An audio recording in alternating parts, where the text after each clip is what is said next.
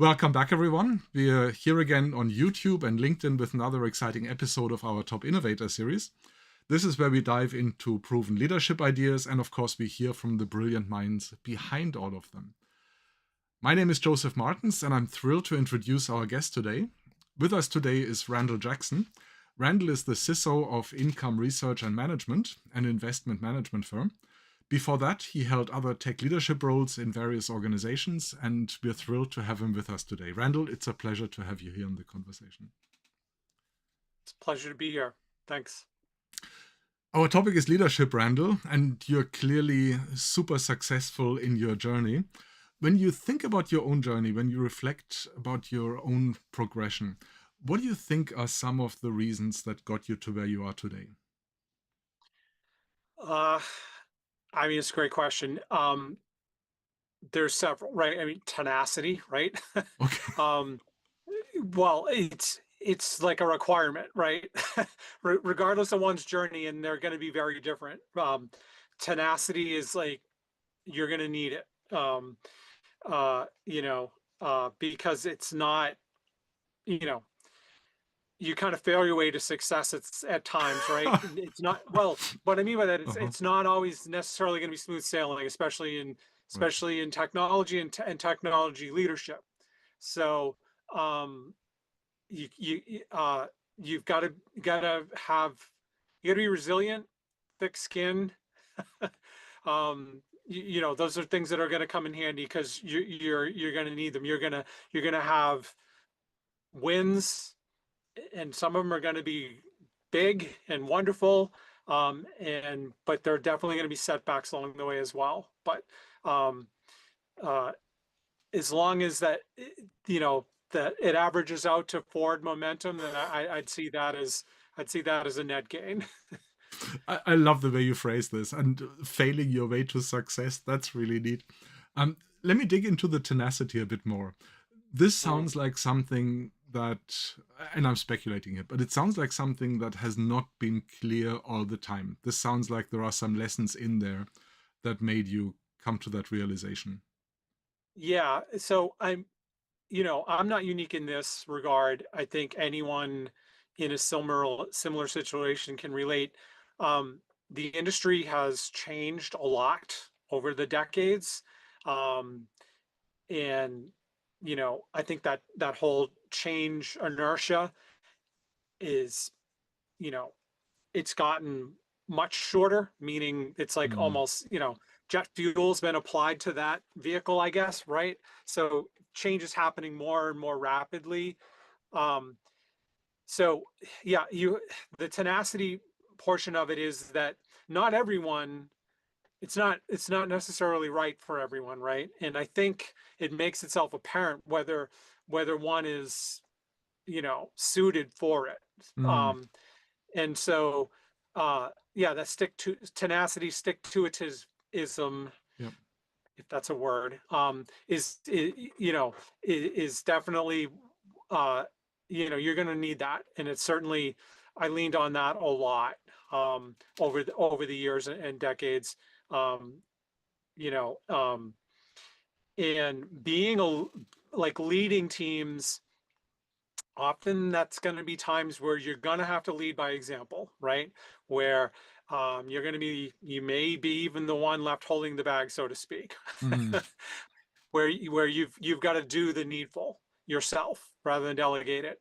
That's not to say that that's an ideal situation and where you want to find yourself at all times, but there are definitely going to be times where that's going to happen. yep. So try not to let your chops get rusty. It sounds like, again, it sounds like a skill or a habit or a way of being, tenacity, something that grows over time, something that develops with us. Is this something that can be shared with others? How do you pass this on to others? How can you convey that to the folks who are working for you or other leaders who you prepare for roles? Yeah, I try to lead by example and, show rather than just tell, right? Mm, Um, I think with all things, there are definitely some things you can teach, and some things I think need to be innate. Um, and then there's a blend of those situations, right? Um, you know, I'm not an MBA. I don't have any formal management, you know, training. I had to learn that as I went Mm, along. So yeah, you know, people skills, maybe a little bit of psychology, actually more than a little bit of psychology. Um, you know, if one's a pure technician, it's probably not going to be enough, right? yeah. But if you're an engineer or a technician, you know, we tend to know how others in that, you know, in that space think. And so I think, you know, perhaps you've seen this, I certainly have, where clearly completely non-technical people who are just kind of middle managers have maybe been assigned to manage technical teams. Most of the time they're not very successful, right? Because Yeah. the way engineers, developers, you know, um, sysadmins, you know, cyber people, SOC analysts, their brains are wired very differently Yeah. than, say, you know, credit analysts or what have you, right? So I think having some acumen in the space is, you know, I can't make a hard and fast statement that that's an Mm, absolute requirement, but I think most successful tech leaders have some technical yeah. skills. Yeah. Yeah. Yeah. Let me shift gears a little bit and ask you about mentors. I'm sure you had trusted advisors, mentors, people who were by your side who gave you all sorts of advice. What is something Um, that still sticks with you? What's some advice you got that resonated? You're holding on to it and you feel, I'm glad I I got this. I I wish I could Okay. point to some sage advice I got from some mentor. I haven't had a lot of mentorship along the way, Mm-hmm. right? I've certainly had folks who gave me opportunity to prove myself, right? But I had to do that. And that was an uncomfortable spot for me when I was younger and coming up. So I've tried to pay it forward Mm-hmm. in that I've tried to not have folks who've worked for me be in a similar situation. In other words, I've tried to be a good manager, a good mentor, you know, um, teach folks. But I can't really think of one, you know, bit of sage advice that I was given a long Mm-hmm. time ago, right? Other than, like, you know, don't mess it up, right? Which isn't really, it's not great advice. I mean, sure, that's kind of job one, but it's not terribly encouraging. I apologize. Someone was calling me in the middle of this. Interesting that you Now, mentioned that. Don't mess it up, right? That sounds a bit like yeah, a contradiction to the failing to success. yeah, because there's certainly many things that I broke along the way. There you go. Um, so, um, you know, we live in a world, and we have for a long time, where, you know, there's no tolerance for downtime, Right. and, you know, um, changes can only happen, 2 a.m. on a Saturday or something like that, so that it can't, right? Um, so, um, where I didn't have a ton of formal Yep. training, a lot of it I had to learn, um, like in a lab Yep. environment or Yep. sometimes in production. Yep. Especially, I spent a lot of my career in the MSP and MSSP spaces. So with MSPs, you might have a small lab environment, but it may not look anything like your client's environment, right? So um, networks are very hard to build labs for. Hmm. Um, you know, software development, you may have a staging environment, a development environment that has nothing to do with production. That's much harder to do with networks, for Yep. example. Yep. When you think of the different stages or phases in your development, what was a moment when you were surprised by something? What was a moment where you thought you have a clear idea how this plays out, some leadership situation, how this would play out, and it happened and was completely different? Oh, wow. Um, that's a great question. Um, you plan and plan and plan, and you Mm, whiteboard, and um, you know, you run through. So in cyber, we would do tabletop exercises, for example, okay. right? So I think one example that comes to mind is running through, a tech-heavy tabletop exercise with a group, and you've got a scenario, and like I said, it's tech heavy, right? And you've got non-technical people participating, but obviously the technical aspect of it isn't really relevant to to their reason for being there, right?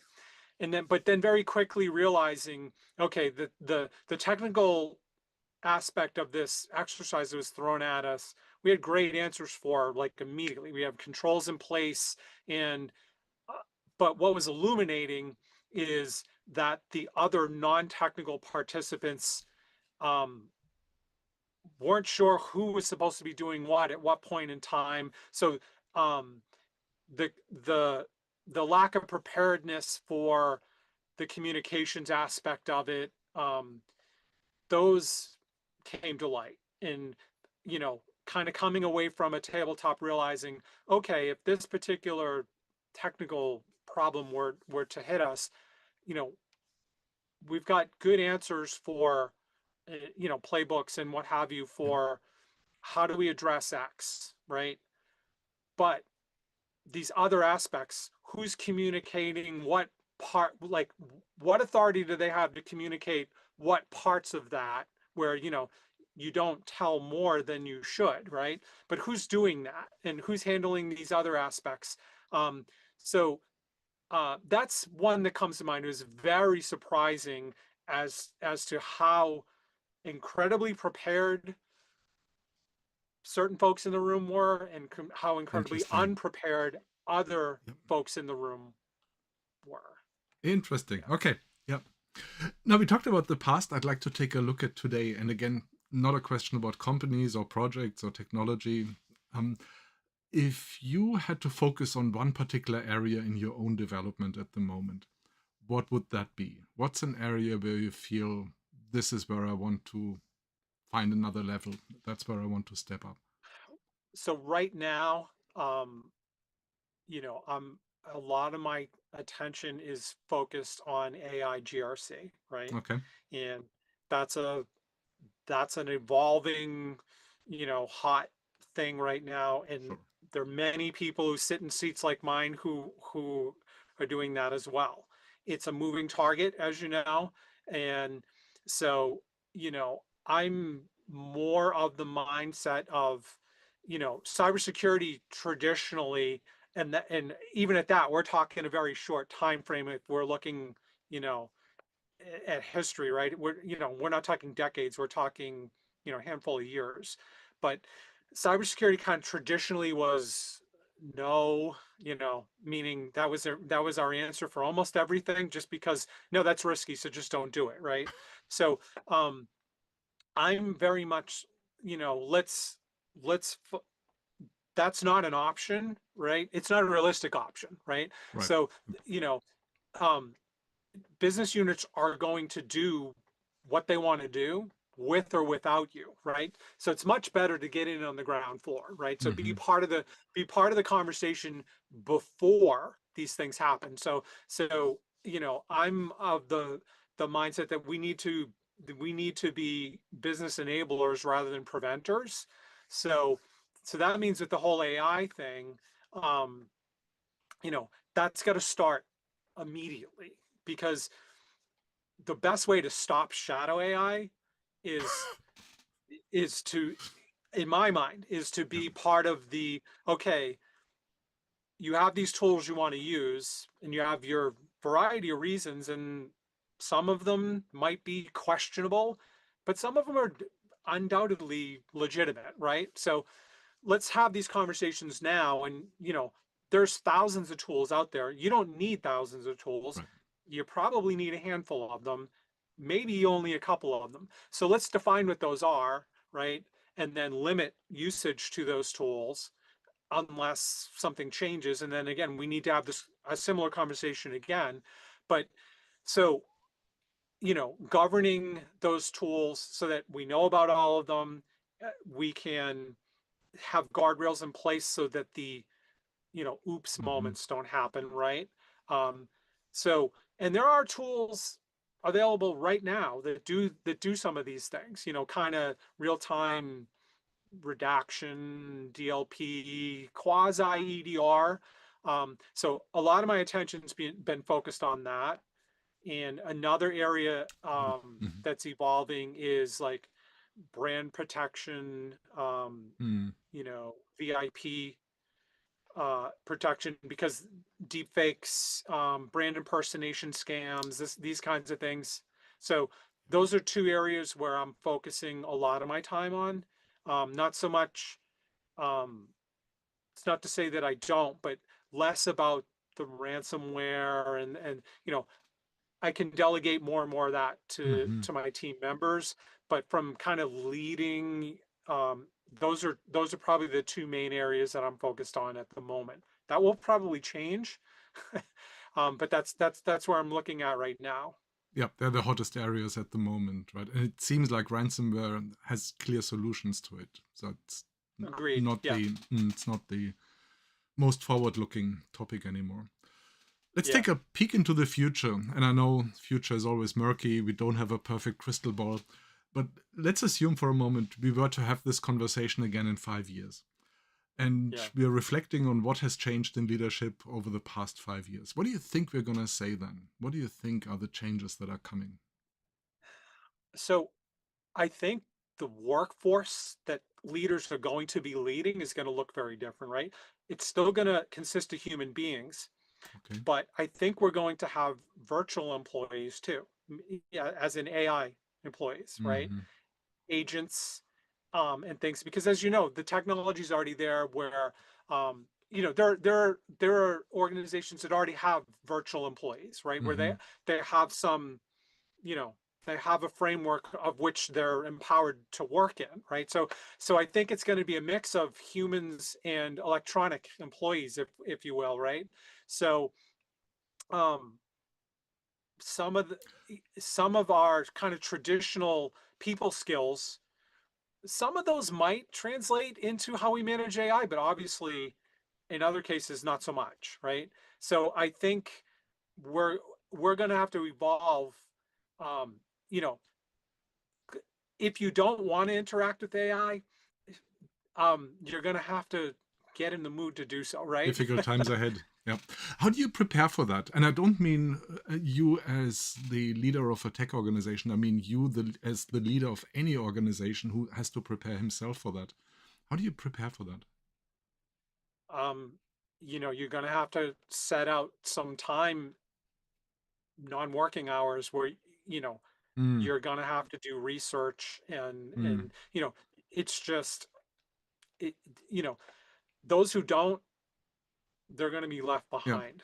yeah, So yeah, yeah, you've got to yeah, set aside time for professional development. yeah. That's going to be an ongoing thing. I spend a lot of time, you know, on research and things on these topics. Um, Now, it's all got to be balanced out, obviously, because burnouts burnout's high, as you know, in especially in cyber. Mhm. So to combat some of that, you also do need to know when to put it down. Yeah, yeah. And CISOs have a short lifetime typically, right? The average tenure is not on the high side. Yeah. Let me ask Right. you one last question, Randall, and then we'll wrap it up. If you had a magic wand and you could change something about how tech leaders typically lead, what would that be? Oh, wow, great question. Um, if you're not good at it, not all tech leaders are good at it. Mm, Um, you really need to spend some time learning how to communicate technical or complex problems, scenarios, or mm, initiatives or ideas in business language, right? mm, Because especially in cyber, folks, if they don't understand, they tend to tune it out pretty quickly, and you've lost your moment, right? So don't tech talk people to death. Find a good way to translate that into business language that they can understand, because then you'll, if ultimately you can show where that it's either going to enable them Yeah. to be more innovative, or generate more revenue streams or what have you, or if you or prevent something from allowing that to not happen, right? Then you're going to keep their attention. But if it's just metrics and KPIs, how many patches you applied or how many phishing, yeah, you're going to lose them. Yeah, that's not the core of what most of the other No, business leaders want to hear. Yeah, absolutely. exactly. So I guess learn to speak in their language. Yeah, yeah. Speak in their language or translate tech to English or Yeah, something like that. exactly. Yeah. Yeah. Yeah. Randall, thank you so much. Been an absolute pleasure having you here. Many things I'll Thank you, Joseph. remember, many great one-liners in what you said that I'll pull out. Really enjoyed the conversation, Randall. Thank you so much. Thank you. I enjoyed it very much too. To everyone else out there, make sure to like, subscribe, and join us again for our next episode of the Top Innovator Series. And until then, keep your brain cells active.